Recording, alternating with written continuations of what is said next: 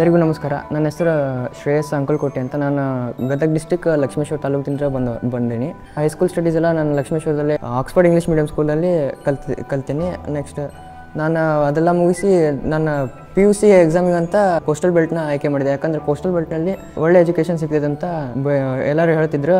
So ಅದಕ್ಕೆ ನಾನು coastal ಬೆಲ್ಟಲ್ಲಿ coastal ರೀಜನಲ್ಲಿ check ಮಾಡುವಾಗ ನಮ್ಮ ಊರದವರು ಈ ಕಾಲೇಜ್ ಬಗ್ಗೆ ವರಸಿದ್ಧಿ ವಿನಾಯಕ PU ಕಾಲೇಜ್ ಬಗ್ಗೆ ಹೇಳಿದ್ರು.